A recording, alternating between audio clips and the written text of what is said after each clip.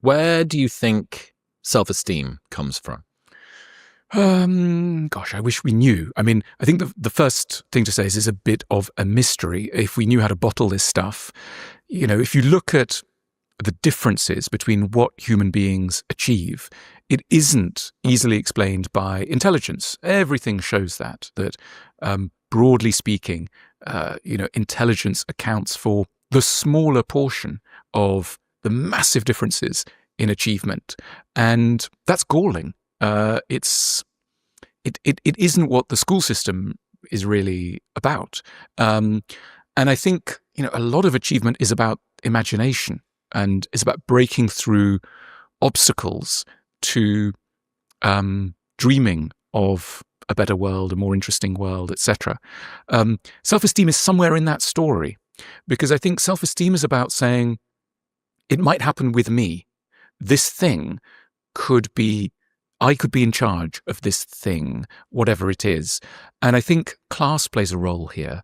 One of the great injuries of a working class background is that it tends to give you a sense that other people are controlling the world and you have to negotiate the obstacles they put in place, but you don't get to remove those obstacles. You just have to work your way around them. Yeah. Typical middle class upbringing, middle class in the UK sense, you get imbued with a feeling that human beings like you make the world, and that raises your self-esteem. Traditionally, it's an enormous difference to, if your uncle happens to be, the guy in the civil service who does whatever, or your slightly annoying second cousin, works in the treasury or something. This changes your sense of reality, because you think, well, of course I can do something, because look at those not that impressive people who I once saw around the kitchen, etc. So a lot about self-esteem is thinking, how do I stack up next to other people? Is the world shaped by gods, or broadly speaking by people like you and I? I know we're in a religious place and you must be seeming godly to the audience, but the good thing is you're not. And I think, that's one of the good things about modern technology, is that it's helped to show the world that because it's given a very granular, close-up sense of people in so-called positions of power or authority, etc.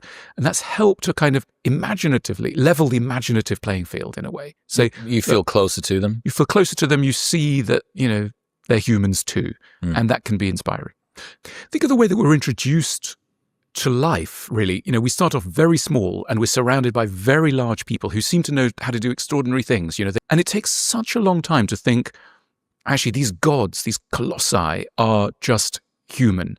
So, the number one sort of class differentiator is childhood, as it were, because we all start in this very subordinate class, which is the child, and we then look up to the adult. We're always catching up with that idea. X or Y is human. And isn't it interesting that very basic thought is still always a bit of a surprise. We're always on the back foot with that insight. Why is that related to self-esteem?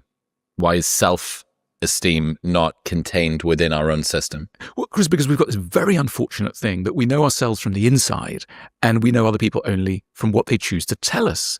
And so we've got this massive imbalance of data.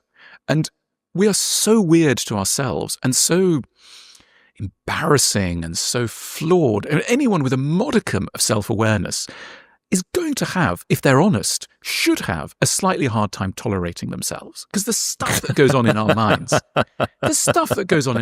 is, if it was published, I mean, we'd all be, excommunicated immediately. That's not a sign necessarily that we're so degenerate. It's just a sign that we're having still a very hard time admitting what it is to be human at an interpersonal level. We're still, despite all these ways we have of sharing data, it's still a sort of surprise. I mean,